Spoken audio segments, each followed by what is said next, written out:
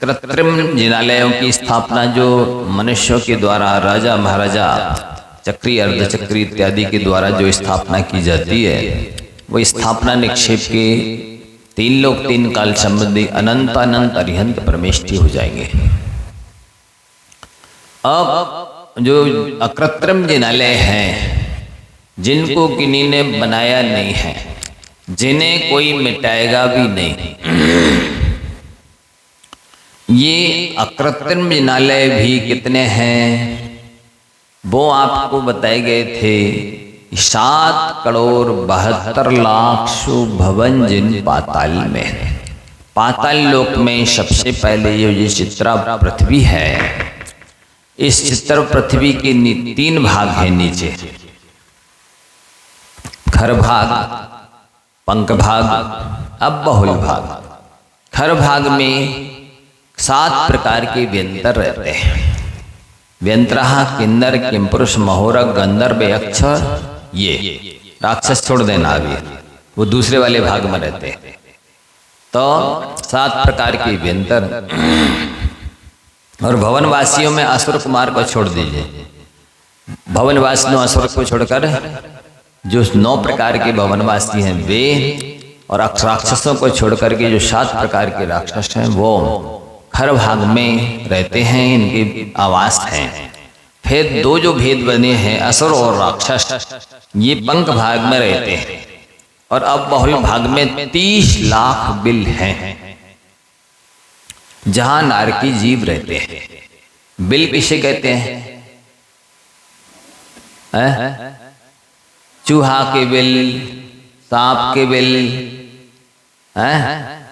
Bill होते ना। तो ये नारकियों की जो बिल है भी तो संख्यात और असंख्यात योजन लंबे चौड़े हैं, फिर इन्हें बिल क्यों कहते हैं? बिल माने इतने छोटे छोटे से सांप चूहे इत्यादि के बिल रहते हैं, बामी, उनको तो बिल कहना ठीक है। ये तो संख्या योजन असंख्यात योजन लंबे चौड़े होते हैं, फिर इन्हें बिल क्यों कहते हैं? तो सुन लीजिए, परिभाषा लिख लीजिए। पापी जीवों की निवास स्थान को बिल कहते हैं। पापी जीवों के निवास स्थान को बिल कहते हैं। तो वे पापी जीव हैं, इसलिए भले संख्यात योजन असंख्यात योजन लंबी चौड़े, इसके बाद भी वो बिल ही कहलाते हैं। तो नीचे उनके आवास है, और प्रत्येक आवास में एक एक भव्य और दिव्य जिनालय है, जो 1 योजन लंबा, आधा योजन चौड़ा, 1.25 योजन ऊंचा, और बड़ी बड़ी 108 दिव्य और भव्य रत्नमयी प्रतिमाएं पद्मासन से विराजमान हैं। और प्रत्येक के 8 मतलब प्रात्यहारे और 108 मंगल द्रव्य हैं। तो वो 7,72,00,000 नीचे हो गए। अब मध्य लोक के 458 आप लोगों को रटे हैं, संख्या रटी है, पर कहाँ है वे नहीं मालूम। अब भी राहुल जी पूछ रहे थे, महाराज जी जोड़ में 4 कमरे हैं, तो अभी बता देते हैं। फिर से आप देखिए, लिखिए 458 जब तक ना होंगे तब तक अपन रुकेंगे थोड़ी। बैंक का मैनेजर 1 रुपये यदि यहाँ का वहाँ हो जाए, जब तक पूरा ना होगा तो सांस नहीं लेगा, वो क्लियर करेगा। भले उसके जिम में नहीं जाना है, लेकिन हिसाब किताब पूरा होना चाहिए ना।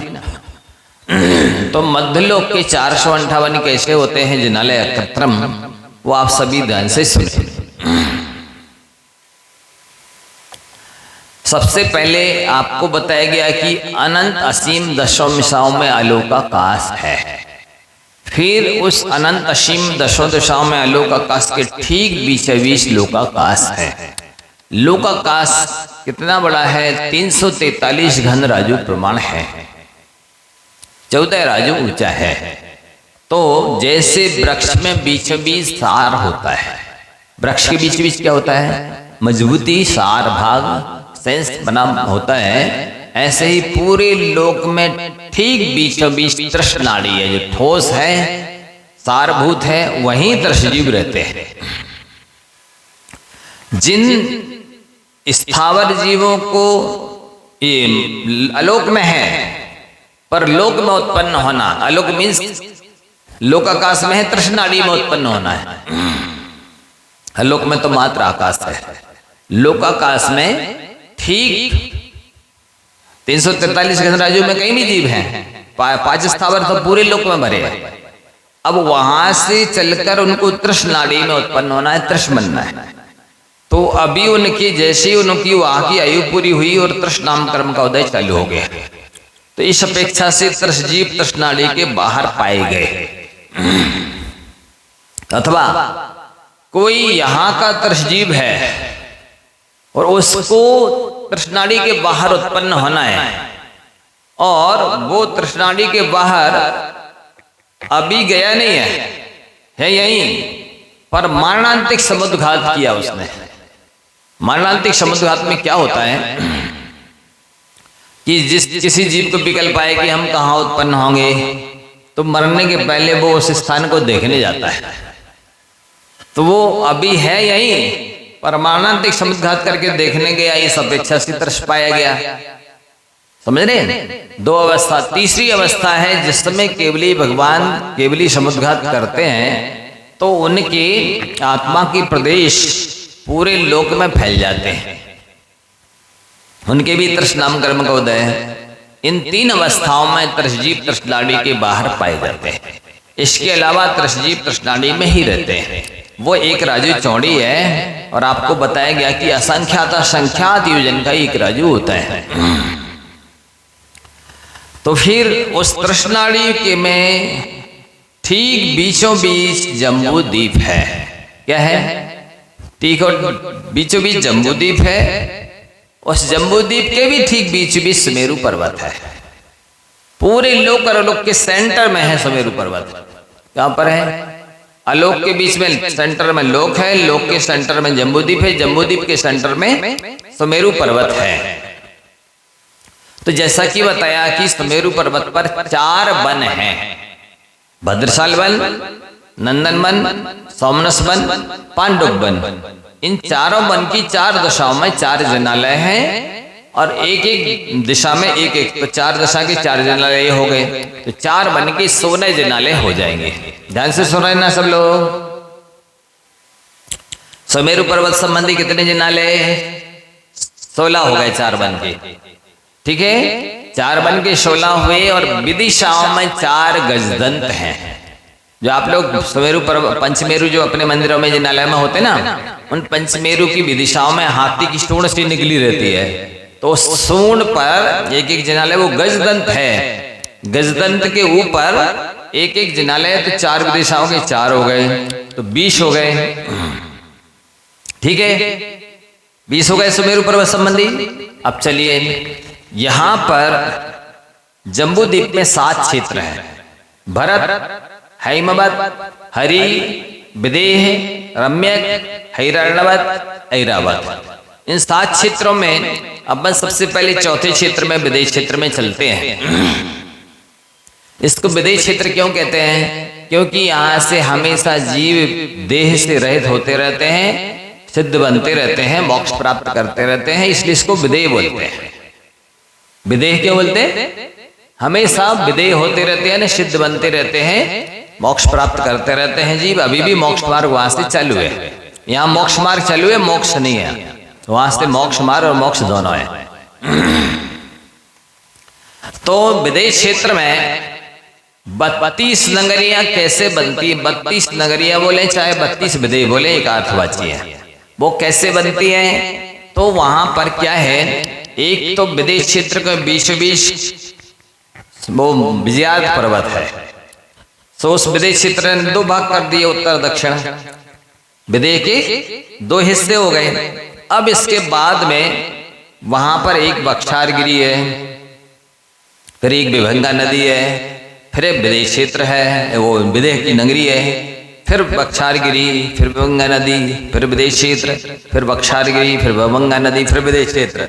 तो इस तरह से 16 बख्शारगिरियां हो जाती है। 4 इस साइड हो जाएंगी, 4 इस साइड हो जाएंगी, 4 इस तरफ हो जाएंगी, 4 इस तरफ हो जाएंगी।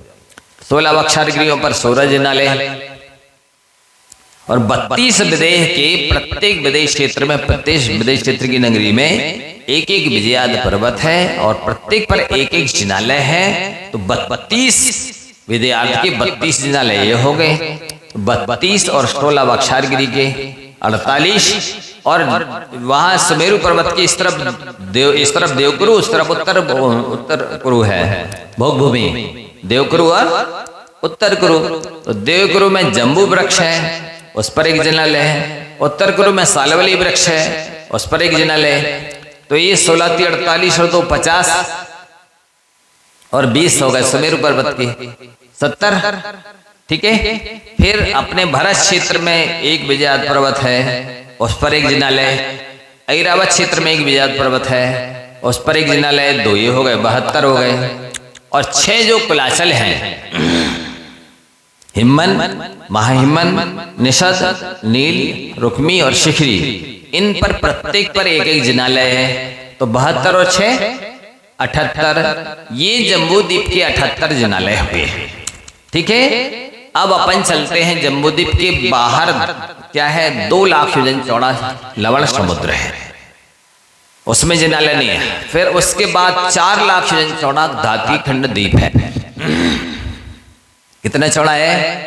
4 लाख योजन है। तो उस धाती खंड को 2 स्वाकार गिरियों ने विभाजित कर दिया। एक स्वाकार गिरी इस तरफ है, एक स्वाकार गिरी इस तरफ है। तो जी आधा जो धाती खंड है, उस आधे में जम्बूद्वीप बराबर 78 जिनालय है, पूरी जम्बूद्वीप बराबर रचना है। और आधे इस तरफ धाती खंड में 78 जिनालय है। तो दूने हो गए जम्बूद्वीप से। ठीक है। 78 दूनी 156 है ना। अब इसके बाद में 8 लाख योजन चौड़ा कालोददी समुद्र है, उसमें नहीं है जिनालय।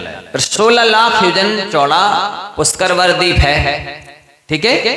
तो इस पुष्करवर द्वीप के ठीक सेंटर में ये पुष्करवर द्वीप 16 लाख योजन चौड़ा है। तो 8 लाख की दूरी पर बीचों बीच मानुषोत्तर पर्वत है।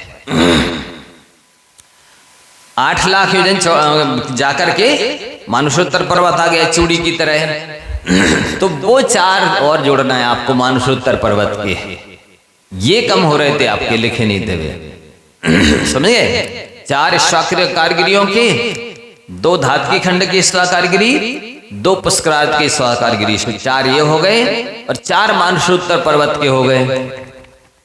अभी आप पूछ रहे आए थे ना, ये लिखे नहीं थे उसमें। ये 4 मानुषोत्तर के और जोड़ लीजिए, पूरे हो जाएंगे आपके।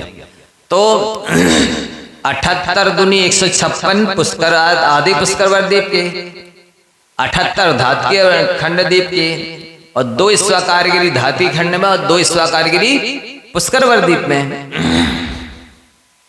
तो 78 पंचे 390, 78 जम्बूद्वीप के, 78 धातकी द्वीप के, नहीं 156, और 156 पुष्करार्थ के। तो 2 5 हो गए, मतलब समझ लीजिए 78 पंचे 390। 390 में 4 स्वाकारगिरी के मिला दीजिए, 2 धातकी खंड के, 2 पुष्करार्थ के ना। तो 394, 4 मिला दीजिए मानुषोत्तर पर्वत के, 398। अब 8वीं नंदीश्वर द्वीप में चलिए, 52 है 4 दशाओं के। तो 52 और 4 कुंडल रोचकगिरी 11वां द्वीप, 4 कुंडलगिरी 13वां द्वीप, 8 हो गए।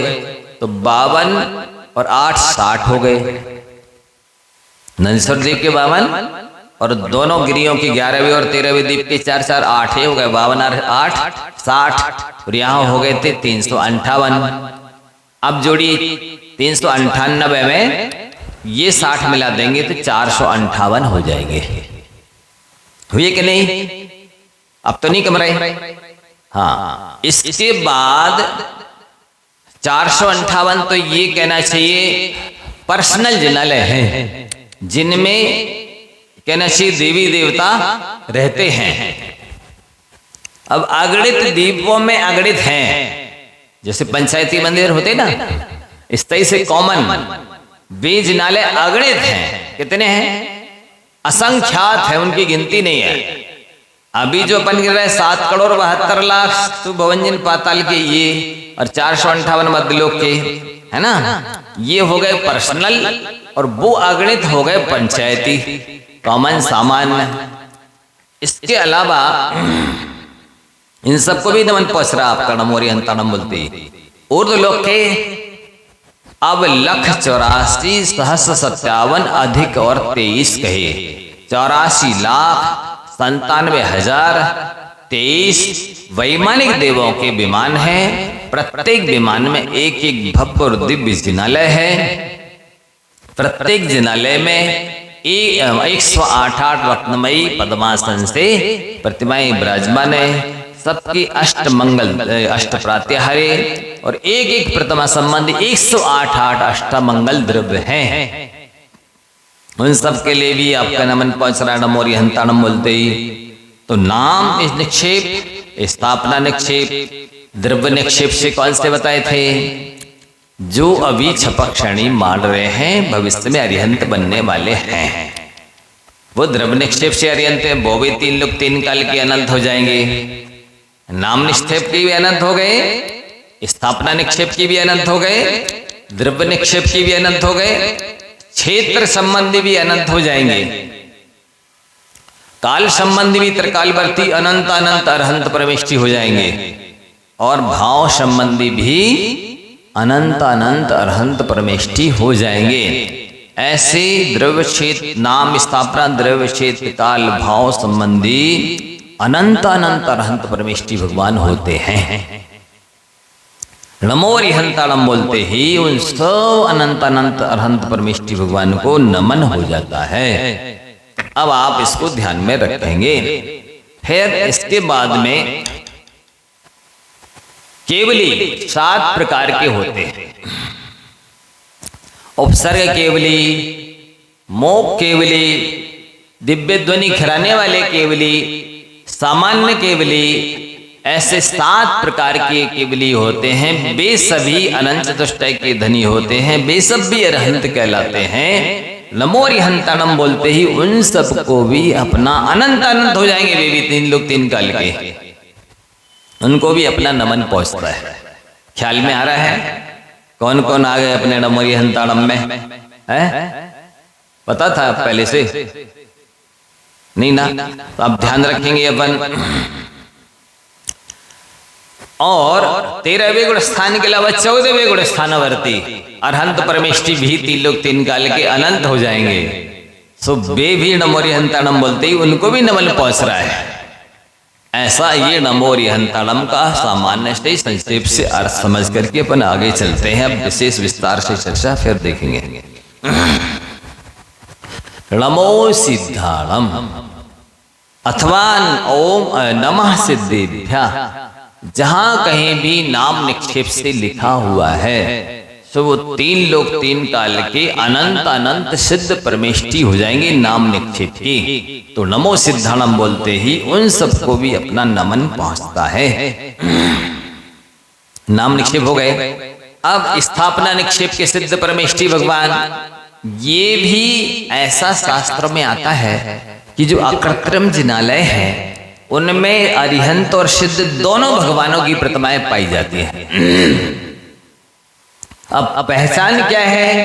तो आप ध्यान रखेंगे, जिनके अष्ट प्रात्याहार्य होते हैं वो अरिहंत परमेष्टि हैं। जिनके बाल होते हैं वे अरिहंत परमेष्टि होते हैं। जिनके प्रात्याहार्य नहीं होते हैं, बाल नहीं होते हैं, चिन्ह नहीं होता है, नाखून नहीं होते हैं, वे सिद्ध परमेष्टि होते हैं। सूर्य जिनके बाल, नाखून, चिन्ह, अष्ट प्रात्याहार्य होते हैं वे अरिहंत परमेष्टि होते हैं। अंतर समझ में आया? अरिहंत के अष्ट प्रात्याहार्य वाल, नाखून, चिन्ह इत्यादि होते हैं तो वो अरिहंत परमेष्टि हैं, और जिनके ये सब नहीं होते हैं वे सिद्ध परमेष्टि हैं। अकृत्रिम जिनालयों में दोनों तरह की प्रतिमाएं होती हैं। अब कृत्रिम जिनालय जो हैं, जो मनुष्यों के द्वारा राजा महाराजा और भी जितने भी चक्री अर्धचक्री आदि के द्वारा बनाए जाते हैं, उन भी कृत्रिम जिनालयों में भी 5 परमेष्टियों में सिद्ध परमेष्टि की मतलब दोनों तरह की प्रतिमाएं होती हैं। पहले आपने देखा होगा पुराने जिनालयों में वो खंड वाली खांचे वाली सिद्ध परमेष्टि की प्रतिमाएं प्राय होती थी, और ये भी होती हैं। इसके अलावा उसी तरह से जो प्रातिहार्य से रहित हैं, बालों से रहित हैं, नाखूनों से रहित हैं, चिन्ह जो होते हैं ना, पहले ऋषभनाथ बैल का चिन्ह, दूसरे अजितनाथ हाथी का चिन्ह इत्यादि जो चिन्ह वाले हैं वे अरिहंत की हैं, और जिनके प्रात्याहारे वाल, नाखून, चिन्ह इत्यादि नहीं होते वो सिद्ध परमेष्टि की हैं। तो खांचे वाली और बिना खांचे वाली दोनों तरह की सिद्ध परमेष्टि की अनंत अनंत हो जाएंगी। 3 लोक 3 काल संबंधी कितनी हो जाएगी? तो नाम निक्षेप की भी अनंत अनंत सिद्ध परमेष्टि हो गए। स्थापना निक्षेप की भी कृत्रिम जिनालयों के, अकृत्रिम जिनालयों के, खांचे वाली, बिना खांचे वाली, सब 3 लोक 3 काल की अनंत अनंत सिद्ध परमेष्टि भगवान हो जाएंगे। नमो सिद्धाणम बोलते ही उन सबको अपना नमन पहुंचता है। इसके अलावा द्रव्य निक्षेप के सिद्ध परमेष्टि कौन है? जो अभी सिद्ध बने नहीं हैं, बस बनने वाले हैं अंतर मुहूर्त में, वे भी द्रव्य निक्षेप की अपेक्षा से सिद्ध परमेष्टि माने जाते हैं। तो वो भी 3 लोक 3 काल के अनंत अनंत हो जाएंगे द्रव्य निक्षेप की अपेक्षा से सिद्ध परमेष्टि भगवान। नाम, स्थापना, द्रव्य, क्षेत्र। अब क्षेत्र संबंधी भी ऊर्ध्वलोक, मध्यलोक, पातालोक संबंधी त्रिकालवर्ती अनंत अनंत हो जाएंगे। क्षेत्र संबंधी उनको भी नमन पहुंच रहा है, नमो सिद्धाणम बोलते ही। काल संबंधी त्रिकालवर्ती अनंत अनंत सिद्ध परमेष्टि हो जाएंगे। आप लोग प्रयाग करके अनंत अनंत शब्द केवल सिद्ध परमेष्टि के साथ लगाते हैं। बोलो अनंत अनंत सिद्ध परमेष्टि भगवान की जय। अब आप अनंत अनंत अरिहंत परमेष्टि भगवान की भी जय बोल सकते हैं। तो नाम, स्थापना, द्रव्य, क्षेत्र, काल और भाव संबंधी जो वास्तव में अनंत अनंत गुणों से युक्त हैं, अनंत अव्ययवाद सुख से युक्त हैं, ऐसे भाव निक्षेप के सिद्ध परमेष्टि भी 3 लोक 3 काल के अनंत अनंत हो जाएंगे। नमो सिद्धाणम या नमः सिद्धिभ्य बोलते ही उनको भी नमन हो जाता है। इसके बाद में आचार नमो आईरियालम। क्या बोलना है? ई बोलना है या बोलना? नमो आयरियालम बोलना कि आईरियालम बोलना? यदि या बोलते हैं तो क्या दिक्कत है ई के स्थान पर? बोलिए। यदि नमो आयरियालम या बोलते हैं तो एक मात्रा बढ़ जाती है, क्योंकि 5 वाक्य 35 अक्षर 58 मात्राएं होती हैं नमोकार मंत्र में। अब आप गिन लेना घर में जाकर के शांति से कि या लिखते हैं तो या में एक आ जाएगा, एक व्यंजन और एक स्वर, तो एक मात्रा बढ़ जाएगी। और ई लेते हैं तो खाली एक स्वर की मात्रा ई की रहेगी खाली। समझ रहे हैं? इसलिए नमो आईरियालम बोलना है। कई लोग मतलब उच्चारण में भी ध्यान नहीं रखते, सावधानी नहीं रखते हैं। वो कितनी अक्षर मात्रा हैं वो भी ध्यान रखना चाहिए। मंत्रों की सिद्धि अक्षर मात्रा बराबर यदि बोलते हैं तो बहुत जल्दी होती है। वो श्वेतांबर लोगों ने अपनी पहचान बना रखी है। ये सौर्षणी प्राकृत भाषा में लिखा गया है, उसमें ना होते ही नहीं, ना होता है, इसलिए ना बोलना चाहिए, नमो बोलना चाहिए, नमो नहीं। क्या है देखो, आपको मालूम होगा जो एक पर्व आता है श्रुत पंचमी, आपको मालूम है श्रुत पंचमी क्यों मनाया जाता है? क्योंकि जैसे ही भगवान महावीर स्वामी की देशना खिरी वो सिद्ध बन गए और उनकी देशना फिर केवलियों के द्वारा परंपरा से, जैसे आज भगवान महावीर स्वामी को मोक्ष हुआ, शाम को गौतम गणधर को केवल ज्ञान हो गया। जिस दिन गौतम गणधर को मोक्ष हुआ उसी दिन सुधर्मा स्वामी को केवल ज्ञान हो गया। जिस दिन सुधर्मा स्वामी को मोक्ष हुआ उसी दिन गौतम सुधर्मा जम्बू स्वामी को केवल ज्ञान हो गया। तो केवल ज्ञानियों का अभाव नहीं हुआ, कंटिन्यू चैनल चलता रहा, एक के बाद एक केवल ज्ञानी होते रहे। एक मत से 3 अनुबद्ध केवली हुए, एक मत से 5 अनुबद्ध केवली हुए। जिस मत से 5 अनुबद्ध केवली हुए हैं उन्हीं के मत से श्रीधर स्वामी कुंडलपुर से मोक्ष गए हैं। यदि ये दूसरा मत नहीं मानते हैं तो कुंडलपुर सिद्ध क्षेत्र ठहरता नहीं है, समझ रहे ना। लेकिन है ये पक्का प्रामाणिक मत। तिल्लोई परिणति में यति वृषभाचार्य महाराज ने आज से 2000 साल पहले लिखा है। तो 5 अनुबद्ध केवली हुई। अनुबद्ध का मतलब समझ गए, कंटिन्यू। एक को मोक्ष हुआ, दूसरे को केवल ज्ञान हुआ उसी दिन, तो केवलियों का अभाव नहीं हो पाया। तो 5 तो हुए अनुबद्ध केवली, इसके बाद में हुई 11 यानी शुद्ध केवली। तो ये भी द्वादशांग के पाठी थे। इस तरह से केवली और शुद्ध केवली 180 साल तक रहे। कितने साल तक? उसके बाद शुद्ध घटता गया तो 683 बरस तक केवली और शुद्ध केवलियों की परंपरा चलती रही।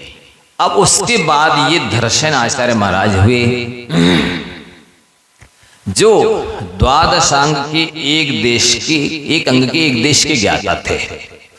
तो अब वो गिरनार नगर है ना, गिरिनगर, वहां पर गुफा में अपनी साधना करते थे। उन्हें एक दिन विकल्प आया कि देखो अब मेरे पास भी जो ज्ञान है मेरी समाधि के बाद वो भी मेरे साथ चला जाएगा। फिर ये धर्म तीर्थ कैसे चलेगा? कोई ज्ञानी नहीं रहेगा, बिना ज्ञान के तो धर्म तीर्थ चलने वाला है ही नहीं। ये इतने जो लोग हैं ना, ये समुद्रांत पृथ्वी नरपशुओं से जो भरी है ना, उसकी वजह यह है कि लोगों को ज्ञान नहीं है। वे ज्ञान का महत्व भी नहीं समझते। कई यहाँ अभिषेक कर रहे होंगे, कोई दर्शन कर रहे होंगे, कोई यहाँ वहां डोल रहे होंगे, मतलब वे देशना का महत्व नहीं समझते हैं। इस सारा आपका आचार विचार तो ठीक जिनवाणी ये प्रवचन क्लास सुनने के बाद ठीक होने वाला है। बिना ज्ञान के आप अनंत काल तक करते रहिए, ये सब कुछ भी होने वाला है नहीं। लेकिन वे नरपशु नहीं समझते इस बात को, ना क्लास का महत्व समझते, ना प्रवचन का महत्व समझते।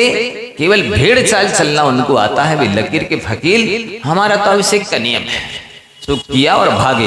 हमारा तो पूजन का नियम है, तो किया और भागे। हमें तो दर्शन कर लिया, हमें तो बहुत सारे काम है, किया और भागे। वे समझते नहीं है ना तुम्हारा दर्शन से कल्याण होने वाला, ना अभिषेक से, ना पूजा से, ना शांति धारा से शांति होने वाली है। बिना ज्ञान के शांति धारा करके भी अशांति रहोगे। क्या इतनी बड़ी जबरदस्त वीकनेस है, ये कमजोरी है, कमी है लोगों की। इस स्वाध्याय की रुचि नहीं है, प्रवचन सुनते नहीं, क्लास सुनते नहीं, गुरुओं की बात मानते नहीं, उनका कल्याण होवे तो है, हुए कैसे? असंभव। नहीं समझे? जो क्लास नहीं सुनते, प्रवचन नहीं सुनते, स्वाध्याय नहीं करते, गुरुओं की बात नहीं मानते, उनका कल्याण असंभव है। ना आज तक हुआ है और ना वर्तमान में हो रहा है, ना भविष्य में होगा। इसलिए आप सभी को मैं अलग से एक प्रवचन करूंगा इस पर। अकेला चाहो तो महीनों प्रवचन स्वाध्याय पे ही सुनाएंगे, लेकिन अभी थोड़ा प्रसंग ये चल रहा है। प्रसंग पाकर मैंने बात बताई है। आपके जो इष्ट होवे, आप तो होवे, शुभ चिंतक होवे, हितैषी होवे, गुरु होवे, गार्जियन होवे, उन सबको बोलिए कि वे सब प्रवचन में चलें, क्लास में चले, स्वाध्याय करें। यदि कल्याण चाहते हैं, सुख शांति चाहते हैं, पुण्य चाहते हैं, सच्चा पुण्यानुबंधी पुण्य, ये सब अज्ञानी जितने भी पापानुबंधी पुण्य बांधते हैं, सो अगले जन्म में भोग तो मिलते हैं और वो भोग भोग करके रावण की तरह दुर्गति को प्राप्त होते हैं। इनको ना सम्यक दर्शन होने वाला है, ना वर्तमान में सुख शांति मिलने वाली है, और ना भविष्य में मिलने वाली है। पक्का है ये 100%। इसलिए सबको बोलो ये बहुत महत्वपूर्ण कार्य है, सारे काम छोड़ दो। लिखा है लाख कोटि उपाय बनाए भव्य ताको रानो। किसमें लिखा है? 6 डाला में लिखा है, तासे ज्ञान को कारण सपर विवेक बखानो, कोटि उपाय बनाए भव्यता को उरे आनो। उस भेद विज्ञान का कारण जो है स्वाध्याय है। इसलिए हे भव्य जीवो, करोड़ों उपाय अपनाओ, साधन अपनाओ। एक तो टेम्पो अपना नहीं पा रहे और करोड़ों काम छोड़ो, एक काम तो छोड़ नहीं पा रहा है, दुकान घंटा भर के लिए। ता भय भव्य ताको ओरानो, इस स्वाध्याय को हृदय में लाओ, ज्ञान का महत्व समझो। लेकिन गधों को और भैंसों को पढ़ाना और समझाना भी तो कठिन है। तो क्या कह रहे हैं कि प्रसंग क्या चल रहा था, है? नमो आयरियाणम, ये या बोलना कि ई बोलना, ई बोलना, क्योंकि 5 बाप के 35 अक्षर 58 मात्राएं तभी होंगी। और उसी के लिए प्रसंग सुना रहे थे कि उन आचार्य महाराज को विकल्प हुआ कि ये शास्त्र जो है ना ज्ञान समाप्त हो जाएगा। लिखा रहता, हम क्या कर सकते, उसके लिए हम क्या रखते। लोग तो अज्ञानी लोग जमीन में लिख देते अक्षरों को, उसी पे पैर रखते। सिद्ध वर्ण समामनाया, वर्णम समामनाया अनादिकाल से चलाया है, उसी से द्वादशांग जिनमणि बनती है, उसी से नमोकार बनता है, उसी से प्रवचन बनती है, उसी से न्यूज बनती है। उसको जमीन में लिख देते, उसी पे लोग पैर रख के खड़े हो जाते, न्यूज पेपर पे बैठ जाते, उसी से खाना खाने लगते, भोजन करने लगते। उसी से महिलाएं जो विशेष समझदार होती हैं, यहाँ की महिलाओं की बात नहीं करें, यहाँ की महिलाएं बहुत अच्छी है, वे मलमूत्र पहुँच की और फेंक देती है, उसी में सिद्ध वर्ण समामनाया है। श्रुत की कैसे विनय करनी चाहिए, क्या लिखना चाहिए, हम क्या करें, कुछ का कुछ लिख देते हैं लोग। अब किसी किसी समझाएं तो ये होना चाहिए नमो आयरियाणम। इसमें मैं देख रहा हूं क्या प्रयोग किया इनने, आप लोग भी देखिए जरा।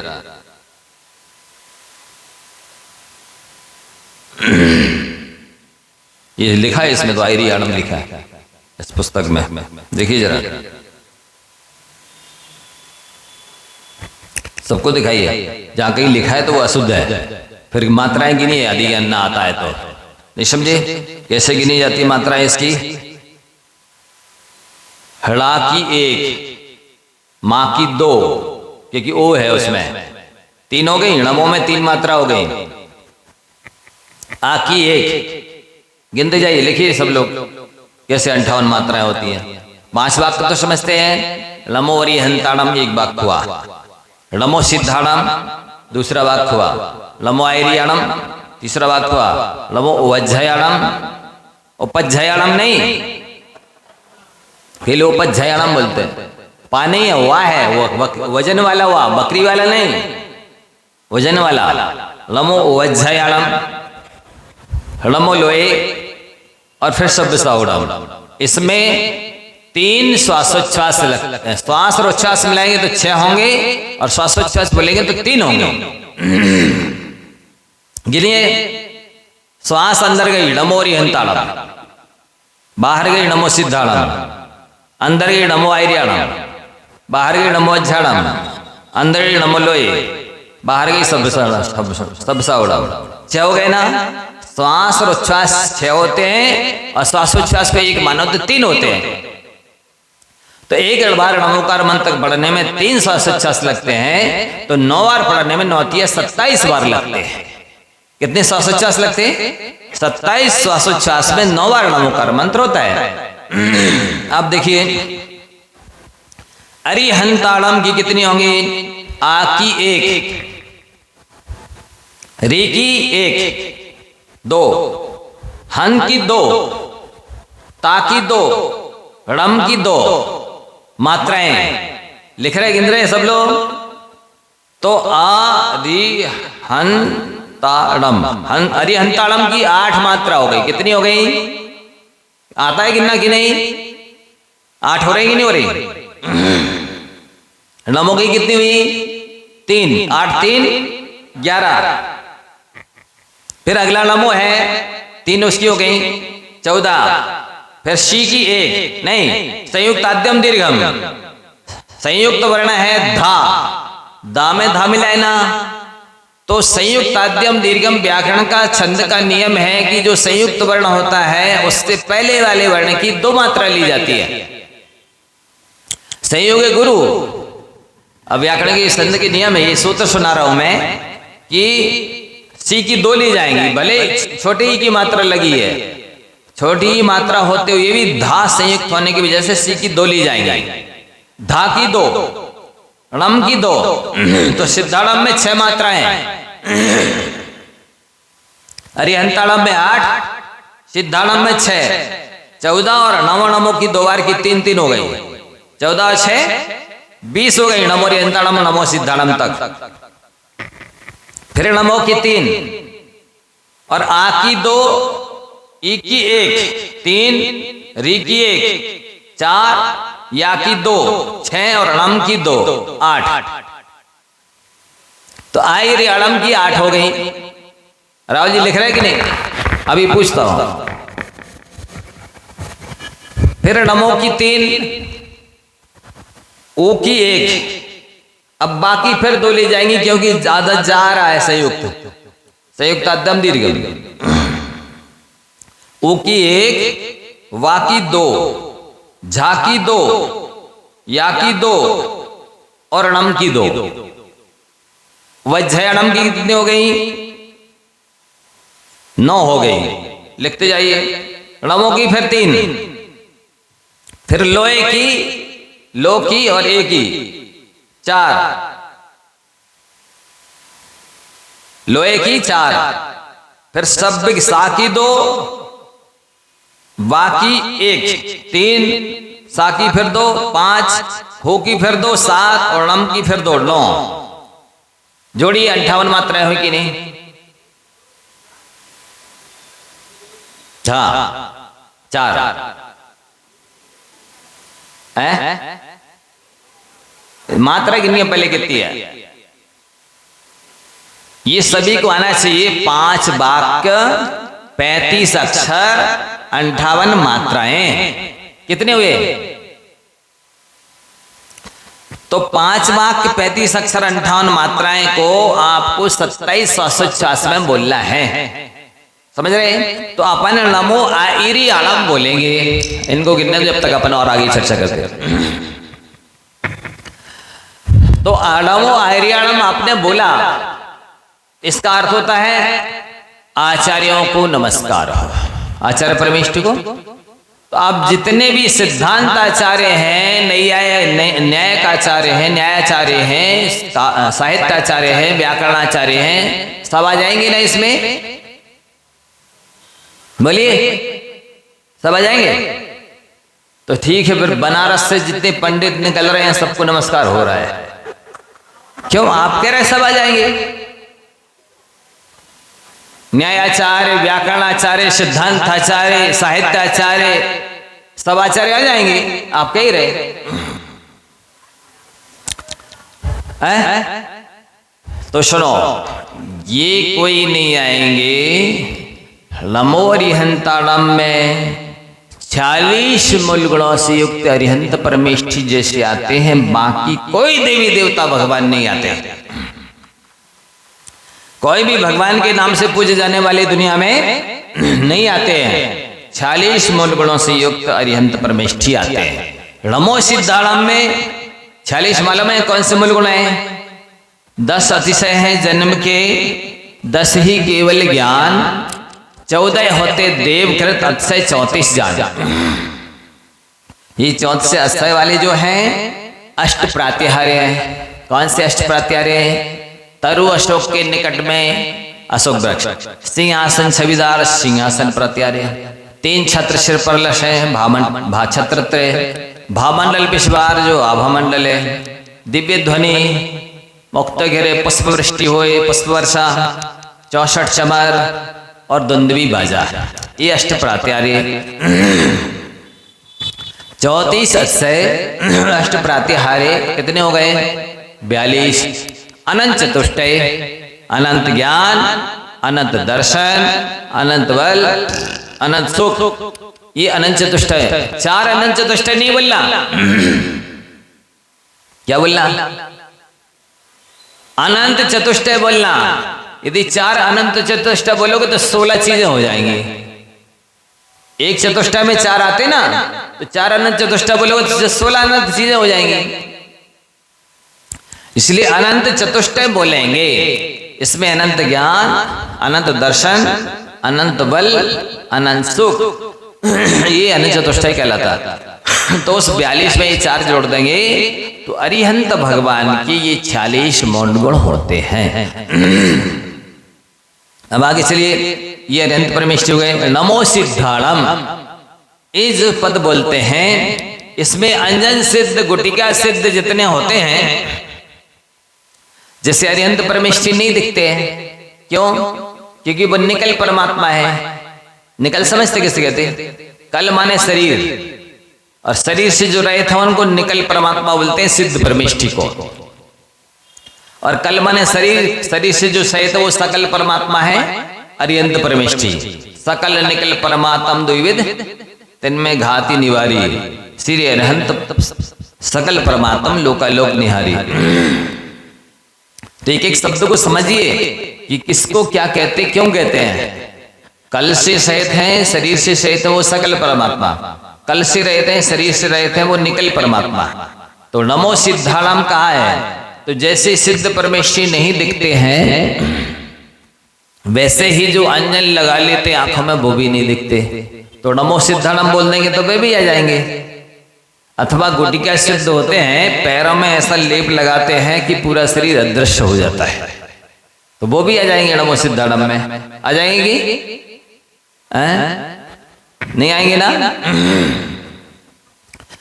जिनके ज्ञानावरण, दर्शनावरण, वेदनी, मोहिनी, आयु, नाम, गोत्र, अंतराय, ये 8 कर्म नष्ट हो गए। उनके विपरीत 8 गुण प्रकट हो गए।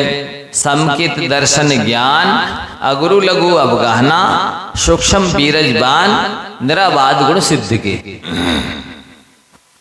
ये 8 गुणों को आदि लेकर के अनंत आनंद गुण, अनंत आनंद ज्ञान, अनंत आनंद दर्शन, अनंत आनंद बल, अव्यवाद सुख जिनके प्राप्त हो गया है, प्रकट हो गया है, वो सिद्ध परमेष्टि नमो सिद्धाणम में आएंगे। तो वो कैसे कैसे कहाँ कहाँ किस रूप में है, तो वो आपको बता दिया कि नाम निक्षेप के अनंत अनंत सिद्ध परमेष्टि हो जाएंगे, स्थापना निक्षेप के अनंत अनंत सिद्ध परमेष्टि हो जाएंगे, द्रव्य निक्षेप के अनंत अनंत सिद्ध परमेष्टि हो जाएंगे, क्षेत्र की अपेक्षा से, काल की अपेक्षा से और भाव की अपेक्षा से भी अनंत अनंत सिद्ध परमेष्टि हो जाते हैं। तो अनंत अनंत भी अनंत अनंत प्रकार का है, बिच्छाओं मिलकर के भी अनंत अनंत होंगे। तो अनंत अनंत सिद्ध परमेष्टि को हमारा नमो सिद्धाणम बोलते ही नमन पहुंचता है। अब नमो आईरी आलम बोलना, क्यों भाई गिनी 58 मात्राएं हुई कि नहीं? हो गई? आप गिना दीजिए जरा इनकी 57 क्यों हो रही। नमो अरिहंताणम की 11, नमो सिद्धाणम की 9, नमो आर्याणम की 12, नमो अज्ञाणम की 12, नमो लोहे सबसावड़म की 16। आप जोड़ लीजिए। राहुल जी आपके काम मिस्टेक हो रही है, जोड़िए। 58 मात्रा हो गई ना? 5 वाक्य 35 अक्षर, अब 58 मात्राएं हैं, आप उसको अच्छे से गिनिए। तो मैंने वो इसलिए प्रसंग बताया था कि यदि अशुद्ध मंत्र बोलते हैं तो सिद्धि होने में देरी लगती है। समझ रहे हैं कि वो प्रसंग सुना रहे थे कि दर्शन महाराज को विकल्प आया कि ये ज्ञान मेरे पास भी जितना बचा है, मेरी समाधि के बाद मेरे साथ चला जाएगा, उत्तरोत्तर ज्ञान घटता चला जा रहा है, ये धर्म तीर्थ कैसे चलेगा? बिना ज्ञान के कोई भी तीर्थ चलने वाला, धर्म तीर्थ चलने वाला है ही नहीं। जितने भी संसार में मत चल रहे हैं वो उनका अपना धारणा मान्यता मिथ्या ज्ञान है, विपरीत ज्ञान उसके बल पर चल रहे हैं। और जितने भी मत पनपते हैं वे मान कषाय की वजह से पनपते हैं। जितने भी विचारधाराएं हैं, जितने भी मत हैं, पंथ हैं, संप्रदाय हैं, जातियां हैं, ये सब के पीछे अज्ञान और अहंकार रहता है। इसकी वजह से ये बनते हैं। तो उनको विकल्प आया कि मेरे पास जो ज्ञान है यदि वो कोई ले ले, वो फिर किसी और को दे दे, इस तरह से चलता रहे तो परंपरा चलती रहेगी, धर्म तीर्थ चलता रहेगा, जीवों का कल्याण होता रहेगा। बिना ज्ञान के तो कल्याण ना आज तक किसी का हुआ है, ना वर्तमान में हो रहा है, ना भविष्य में होगा। तो उन्होंने वेणा नदी में मुनि संघ का सम्मेलन था, 5 वर्षीय प्रतिक्रमण था, उसमें बहुत हजारों साधु इकट्ठे हुए थे। तो वहाँ उन्होंने पत्र लिख करके भेजा, वहाँ के जो महासेन नाम के संघ के बड़े आचार्य थे, कि आप हमारे पास कोई 2 योग्य शिष्य बुद्धिमान भेज दीजिए, मैं उनको पढ़ा लिखा करके अपना ज्ञान उन्हें दे दूं, मेरी समाधि होने वाली है, तो फिर ये ज्ञान समाप्त लुप्त नहीं होगा, आगे तरफ फिर चलता रहेगा। उन्होंने योग 2 गुरु मुनि महाराजों को उनकी धर्षण आचार्य महाराज के पास भेजा।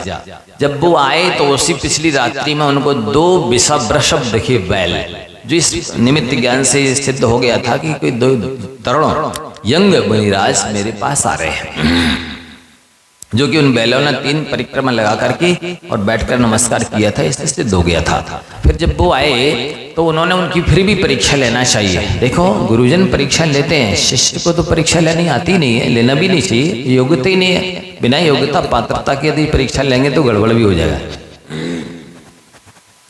उन्होंने परीक्षा लेने कहा, एक मंत्र दिया उनको, पुष्पदंत और भूतबली महाराज को, और 2 उपवास करके आप इसकी जाप करिए, इस मंत्र की सिद्धि करिए, इसके बाद हम आपको पढ़ाएंगे। दोनों मुनि महाराज ने वेला का नियम लिया और 2 उपवास का नियम लिया और बैठ गए जाप करने के लिए। तो एक मुनि महाराज को कानी देवी दिखी और एक मुनि महाराज के जिसका बड़ा दांत है ऐसी देवी दिखी। दोनों मुनि महाराजों ने सोचा, देवों का, देवताओं का, देवियों का ऐसा रूप तो होता नहीं है, देवता तो समस्त संस्थान माने होते हैं, स्वरूप सुंदर होते हैं, ऐसा कैसे? उन्होंने अपने मंत्र की अक्षर मात्राएं मिलाई, तो एक में एक अक्षर ज्यादा था मात्रा, तो इससे उसको एक दांत बड़ा देखा। एक मंत्र में एक अक्षर कम था, इसलिए कानी देवी दिखी। दोनों बुद्धिमान साधु थे, जिसमें अक्षर का ज्यादा था सो उन्होंने एक मात्रा हटा दी, एक अक्षर जिसमें कम था उन्होंने एक जोड़ दिया, और फिर जोड़ करके जाप किया तो स्वरूप सुंदर देवता दिखे। अब भी अपने आचार्य महाराज के पास, दर्शन आचार्य महाराज के पास गए और फिर सारी घटना सुनाई। इसके बाद उन्होंने अध्ययन कराया, अध्ययन पूरा हुआ तो उसके उपलक्ष्य में प्रसन्नतावश महोत्सव पंचमी का, सुर्त पंचमी का, ज्ञान पंचमी का त्योहार तब से पूजा होकर के शुरू हो गया था। अपन सभी को ये जो शास्त्र मिल रहे हैं पढ़ने के लिए, वो उन्हीं महाराजों की, आचार्यों की कृपा है, इसकी वजह से मिल रहे हैं, पढ़ रहे हैं, और इन्हीं के बल पे कल्याण हो रहा है और होगा। जो लोग ज्ञान को महत्व नहीं देते हैं, स्वाध्याय को, प्रवचन को, कैलाश को महत्व नहीं देते हैं, वे वर्तमान में भी दुखी हैं और रहेंगे, और भविष्य में भी सदगति नहीं मिलेगी, ना सम्यक दर्शन प्राप्त होगा। इसलिए इस विषय पर विशेष और भी बताया जाएगा। आज तो हम ये बताना चाह रहे हैं कि आप अक्षर मात्रा से शुद्ध पढ़ें तो बहुत अच्छा है, और नहीं तो कैसी श्रद्धा विशुद्धि एकाग्रता आपकी है वो केवल ज्ञानी जाने, उसके आधार पर आप फल प्राप्त करेंगे। ये भी कथन शास्त्र में मिलता है कि वो आड़म ताड़म कछु न जाड़म सेठ वचन प्रमाणम, ऐसा भी बोलने से सिद्ध विद्या सिद्ध हो गई थी। तो वो कहानी भी हम आपको समय पर बताएंगे। अभी प्रसंग अर्थ केवल नमोकार का अर्थ बताया जा रहा है, बस जैसे ही होगा उसका और भी बहुत कुछ डिटेल विस्तार आपको बताया जाएगा, जिसके सुनने समझने से आपकी नमोकार के प्रति अनंत गुणी श्रद्धा बढ़ जाएगी। और जब अनंत गुणी श्रद्धा बढ़ेगी तो अनंत गुणा संसार घट जाएगा, अनंत गुणा पुण्य बढ़ेगा, अनंत गुणा पाप घटेगा। इसका बहुत भारी लाभ है। आप इसका महत्व समझें, हल्के में ना ले, सामान्य से ना समझे इसको। तो नमो आईरियाणम बोलेंगे, है ना, और नमो आईरियाणम बोलते ही जो भी व्याकरणाचार्य, न्यायाचार्य, साहित्याचार्य और भी अनेक तरह के आचार्य होते हैं, वे सभी नहीं आएंगे। अरिहंतों में 46 मूल गुणों के धारी अरिहंता जैसे आते हैं, सिद्धों में 8 मूल गुणों के धारी जैसे सिद्ध परमेष्ठी आते हैं, आचार्यों में 36 मूल गुण के धारी आचार्य परमेष्ठी आते हैं। कौन से 36 मूल गुण हैं? 12 तप, 10 धर्म, युद्ध, पाले पंचाचार षट आवश्यक गुप्ति त्रय आचार गुणसार। लिखियो 36 हुए कि नहीं? 12 तप, 10 धर्म, 22 पंचाचार। पंचाचार जानते हैं? ज्ञानाचार, दर्शनाचार, चारित्राचार, तपाचार, वीर्याचार। तपाचार नहीं बोलना चाहिए क्योंकि तपस शब्द है तो तपस के साथ को विसर्ग होते तो तपह आचार और आचार के आगे पड़े है आ, इसलिए विसर्ग का लोप हो जाता है, फिर संधि होती नहीं है तो तप आचार ऐसा बोलना चाहिए, जोड़ना नहीं, तपाचार नहीं बोलना, तप आचार। और वीर्याचार, अपनी शक्ति को छुपाए बिना धर्म की आराधना करना चाहिए। जो अपनी शक्ति के अनुसार तप त्याग नहीं करता है उसको वीर्यांतराय कर्म का बंध होता है, ज्ञानावरण दर्शनावरण कर्म का बंध होता है, अंतराय कर्म का बंध होता है, आशाता वेदनी का बंध होता है, साथ ही उसकी श्रद्धा पर प्रश्न चिन्ह लगता है कि जब आपने जाना कि धर्म से ही सुख शांति मिलती है, कल्याण होता है, तो आपने जीवन में धर्म को धारण क्यों नहीं किया, आत्मसात क्यों नहीं किया, अपने जीवन में क्यों नहीं उतारा? इसका मतलब है आपकी श्रद्धा सच्ची और पक्की नहीं है, राइट नॉलेज ना होकर के रॉन्ग नॉलेज है, सच्चा ज्ञान ना होकर के मिथ्या ज्ञान है। तो यहां पर ये 36 हो गए ना मूल गुण, 12 तप, 10 धर्म, पंचाचार 27, 6 आवश्यक 33 और 3 मनोगुप्ति, वचन गुप्ति, काय गुप्ति 36। ये 36 मूल आचार्य परमेष्ठी के होते हैं। अब वो आचार्य परमेष्ठी में कितने आएंगे? जहां कहीं भी णमो आयरी आलम ये लिखा है वो 3 लोक 3 काल संबंधी नाम निक्षेप के अनंत अनंत आचार्य परमेष्ठी भगवान हो जाएंगे। लंबो आयरियाणम बोलते ही उन समस्त नाम निक्षेप के अनंत अनंत आचार्य को आपका नमन पहुंच जाता है।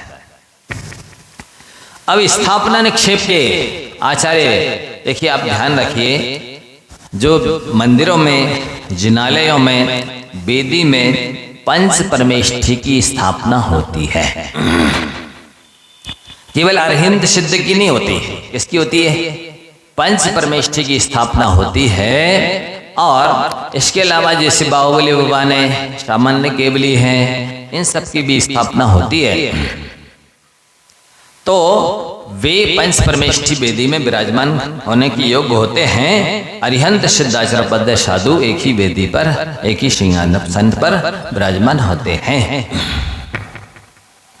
तो आपको समझना है कि अब आचार्य परमेष्ठी में नाम निक्षेप के अनंत अनंत हो गए, स्थापना निक्षेप के 3 लोक 3 काल के अनंत अनंत आचार्य परमेष्ठी हो जाएंगे। द्रव्य निक्षेप के आचार्य परमेष्ठी कौन से कहलाते हैं? कि मान लो ऊपर से उनको आचार्य पद है लेकिन अंतरंग में गुणस्थान गिर गया, 5वीं, 4थे, 3री, 2रे पहले में आ गए, अंतरंग में तो पुनः 7वीं में पहुंच गए। तो अब उनको ही नहीं पता कि मेरा कब गुणस्थान गिर गया, ना आपको पता है कि अब ये भावलिंगी है कि देवलिंगी है। तो भावलिंगी वो कहलाते हैं कि जिनका ऊपर से भी आचार्य पद है और अंतरंग में भी 6ठा 7वां गुणस्थान है, वे भावलिंगी कहलाते हैं, भाव निक्षेप के आचार्य परमेष्ठी कहलाते हैं। तब नाम निक्षेप, स्थापना निक्षेप, द्रव्य निक्षेप में कौन से आचार्य आएंगे? कि पद तो आचार्य का है पर गुणस्थान अभी 6ठा 7वां नहीं है, तो द्रव्य निक्षेप से आचार्य परमेष्ठी है, वे भी पूज्य। ये जो अभी एकांतवादी निश्चयभाषी लोग हैं ना, ये कहते हैं वर्तमान में कोई भावलिंगी साधु नहीं है। क्या बोलते वो? ये तो द्रव्यलिंगी भी नहीं है। क्यों? वो बोलते हैं कि द्रव्यलिंगी भी 28 मूलगुणों का निर्दोष पालन करते हैं, इनसे तो 28 मूलगुण भी नहीं पल रहे। अब मैं इसकी समीक्षा कर रहा हूं, कोई माई का लाल जहां से जहां तक सुन रहे हो देश में और विदेश में, वे सब कान खोलकर सुन लें। ये जो 4 निक्षेप हैं तत्वार सूत्री में, यहाँ पर नाम स्थापना द्रव्य भाव तस् पन्यासः, इन 4 निक्षेपों के द्वारा वस्तु स्वरूप की सिद्धि की गई है। और चारों निक्षेपों में जो आ रहे हैं वे चारों मान्य होते हैं। एक बात। दूसरी बात, नैगम संग्रह व्यवहार रुजु सूत्र शब्द समवि रूढ़ बंबूता नया, ये 7 नए हैं। इसमें नैगम नैग में भी जो साधु परमेष्ठी आ रहे हैं वे भी पूज्य हैं। आप सब सुन ले में, क्योंकि शास्त्रों में लिखा है कि 7 नयों के द्वारा वस्तु स्वरूप की सिद्धि होती है। एक दूसरी बात ये भी लिखा है, काले कलौ चले चित्ते देहे चान्नादि कीट के एतद चित्रम यद्यापि जिनरूप धरा नरा। कली काल है, मन सबका चंचल है। पंचम काल के महावीर भगवान के शासन काल में आने वाले जितने भी मनुष्य हैं उन सबका चंचल है, चित्त है, मन चंचल है। और वर्तमान के महावीर भगवान के शासन काल के सब शिष्य मूर्ख हैं। और साथ ही लिखा है आचार्यों ने कि वर्तमान में महावीर भगवान के शासन काल के सब शिष्य मायावी हैं। कैसे? मूर्ख हैं और मायावी हैं, इसलिए इनका कल्याण करना भी कठिन है और इनको स्वयं भी अपना कल्याण करना कठिन है। ऐसी स्थिति में काले कलो कली काल हो और मन चंचल हो, 2 विशेषताएं। और तीसरी विशेषता है देह चान्नादि कीट के शरीर अन्न का कीड़ा है। जबकि लोग अनगिनत बार खा पी रहे होवे मई और जून की गर्मी में, उस मई जून की गर्मी में दिगंबर साधु एक ही बार खा रहे हैं। उसमें भी अंतराय कर रहे हैं, उपवास कर रहे हैं, विहार कर रहे हैं, प्रवचन कर रहे हैं, केशलंच कर रहे हैं। एतद चित्रम, इसलिए आचार्य परमेष्ठी स्वयं कहते ये आश्चर्य की बात है। चित्रम माने एतद चित्रम, ये आश्चर्य की बात है। कौन सा आश्चर्य है? विश्व का 9वां आश्चर्य है कि जिनरूप धरा नरा। ऐसी पाश्चात्य सभ्यता हावी और प्रभावी है, विषय कसाई की प्रचुरता है, इसके बाद भी जिनमुद्रा के साधु धारी साधु दिख रहे, दर्शन हो रहे हैं। ये 9वां आश्चर्य है, बहुत बड़ी बात है ये। जहां पर नग्न चित्र दिख रहे हैं स्त्रियों की, जहां कहीं आप देख लिए एडवर्टाइजमेंट किए जा रहा है फिल्मों की और न्यूज़पेपर में, और जहां कहीं देखिए इनके पहनने ओढ़ने देख लीजिए आपकी लड़कियों की, स्त्रियों के कैसे पहना ओढ़ा हो गए। पहले जमाने में ब्लाउज पहनते थे, धोती पहनते थे, ऊपर से बिछौरा ओढ़ते थे, एक बेतिया का घूंघट डालते थे। आज के जमाने में ऊपर से नीचे की ओर कपड़े, नीचे से ऊपर की ओर कपड़े आते जा रहे हैं और ऊपर के ऊपर से नीचे की ओर आते जा रहे हैं। नीचे के ऊपर के आ रहे हैं और ऊपर के नीचे की ओर आ रहे हैं। ये मैंने देखा, दिल्ली में गए थे एक बार ब्रह्मचर्य अवस्था में, एक युवती बिल्कुल 24 साल की, अंदर जो चोली पहने हैं उतनी सी चोली और अंदर जो अंडरवियर पहना जाता है, जांगिया क्या बोलते हैं, उतना पहन के दर्शन करने आई थी मंदिर। आप देखिए जरा, ऐसी जहां स्थिति हो रही है, नग्न नृत्य हो रहा है, ऐसी अवस्था में भी जिनमुद्रा के साधु के दर्शन हो रहा है, निर्विकार साधु के, ये बहुत बड़ी बात है। तो और भी लिखते हैं आचार्य सोमदेव महाराज जी ने यशस तिलक चंपू में लिखा है, उपास का अध्ययन श्रावकाचार है, आप पढ़िए, देखने को मिलेगा। विन्यसेदम युगेनेषु प्रथमासु जिनानो भक्त्या पूर्व मुनि नार्चित कुचाद्य श्रेयोति चर्चिनाम। जैसे कि प्रतिमाओं में जो अरिहंत और सिद्ध मुक्त हो गए हैं उनकी स्थापना करके प्रतिमा में उनकी पूजा करते हैं, वैसे ही पूर्व मुनियों की वर्तमान के साधुओं में स्थापना करके वर्तमान के साधुओं की पूजा करनी चाहिए। बता श्रेयोति चर्चिनाम, ये जो निश्चयवासी एकांतवादी लोग जो चर्चा करते ना, इन चर्चा करने वालों का कल्याण होने वाला नहीं है। या आचारवान सा पंडिता, जो आचरण वाला है वही पंडित है, जिसके आचार विचार में आ गए हैं शास्त्र, वही पंडित माना जाता है। चर्चा करने वाला पंडित नहीं माना जाता। जिसकी कथनी और करने में खाई वो उसको पंडित नहीं जानो कसाई। और विस्तार से चर्चा करेंगे, अभी तो शुरू ही नहीं हो पाया और समय पूरा हो गया। जवानी की सुनो, पहले भाग आराध्य सूत्र को अच्छी तरह से पढ़िए आप लोग, और भी आज संत तक और अभी आने वाले हैं, ले लीजिए और इसको शुरू से अंत तक पढ़िए। 1 महीने का टाइम आपको है, और अभी शास्त्र दे रहे हैं, प्रश्न पत्र दिया जाएगा, उत्तर पुस्तिका दी जाएगी, पेन दिया जाएगा, 1 सप्ताह 8-10 दिन का घर में भरने के लिए टाइम दिया जाएगा। ओपन बुक टेस्ट है, देख करके भरना है। इसके बाद फर्स्ट सेकंड थर्ड प्राइज से सम्मानित और सांत्वना से सम्मानित किया जाएगा। इसलिए आप सभी लोग पढ़ें, उसकी महिमा बहुत है, इसके पढ़ने से आपका कल्याण होगा, इसको ध्यान में रखें सभी लोग। और इसके बाद अगले महीने दूसरे भाग का टेस्ट होगा, उसको और नमोकार की भी महिमा बता रहे हैं। 1-1 लाख की माला आप करने से तीर्थंकर प्रकृति का बंध होगा, और चातुर्मास के पिछली परिवर्तन तक जिसके सबसे ज्यादा से ज्यादा नमोकार के जाप होंगे उनको भी अच्छी पुरस्कार से सम्मानित किया जाएगा। तो आप लोग जाप भी करें और लिखते जाएं। जावाणी के ज्ञान ते जयो कालो सोवाणी मस्तक आरती तो जपो दिन रैन, जो तेरो शरणा गए सो पावे सुख चैन। देव भजो अनंत को गुरु सेवा निर्ग्रंथ, दया धर्म पालो सदा यही मोक्ष का पंथ। नवाड़ा